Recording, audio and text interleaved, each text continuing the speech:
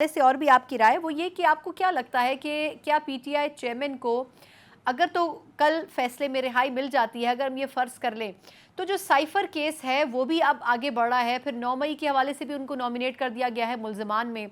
तो हम ऐसा ही मंज़र देखेंगे कि एक केस से रिहाई मिलते ही उनको दूसरे केस में अरेस्ट कर दिया जाएगा? मेरे ख्याल है किसी और केस में उनकी जो ज़मानतें हैं, हुँ, जिस जो ज़मानत की उन्होंने एप्लीकेशंस दी थी, वो डिसमिस हो चुकी हैं। ठीक। अगर वो डिसमिस वाक़ई हो चुकी हैं, तो ज़ाहिर है तो प्रोसिक्यूशन को हक हासिल है हुँ, हुँ, कि उनको गिरफ्तार करें। हुँ। ठीक।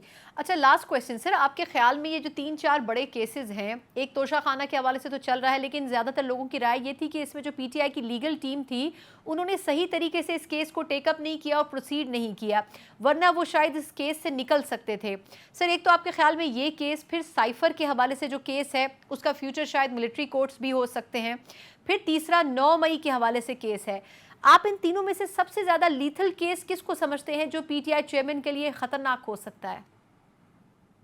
मैं इन केसेस की क्या बात करूँ, क्योंकि मैंने इनमें से किसी को भी हुँ। बगौर उसका रिकॉर्ड नहीं है। लेकिन एक चीज़ बहुत मुझे अचंभा भी होता है कि जो केस के अंदर शामिल नहीं है, जो वकीला केस नहीं कर रहे, वो उस पे अपना पूरा-पूरा बयान देते हैं, हुँ, उसके ऊपर पूरा अपना बहस करते हैं और हुँ, उसका वर्डिक्ट भी सुना देते हैं। तो सही। जहाँ अदालतें लगती हैं दिन के वक़्त, हुँ, वहाँ पे ये अदालतें लगती हैं दोपहर में और फिर हुँ, शाम में, और फैसले भी सुनाए जाते हैं। हुँ। ये एक ऐसा काम है जो शायद हमें नहीं करना चाहिए। पीटीआई की तरफ से अपील थी, इस पे वैसे तो फैसला अभी नहीं आया है, लेकिन जिस तरीके से हियरिंग्स हुई और जिस तरीके से दलाइल चले, आपको क्या लगता है सर, प्रिडिक्ट किया जा सकता है कि फैसला किस किस्म का हो सकता है?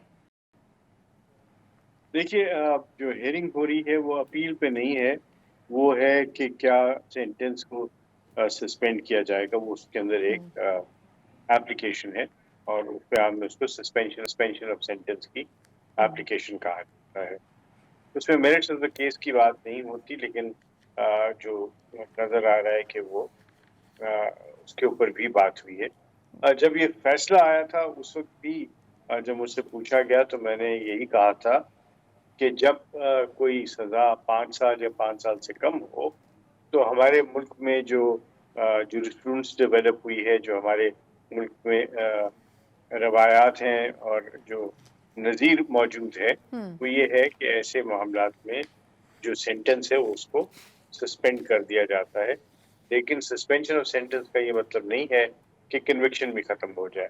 यानी उनकी जेल की से तो रिहाई काफ़ी हद तक मुमकिन है, लेकिन वो जो उनकी नाअहली है, वो जब तक कि अपील का फैसला नहीं होता, हुँ, नाअहली उसी तरह बरकरार रहेगी।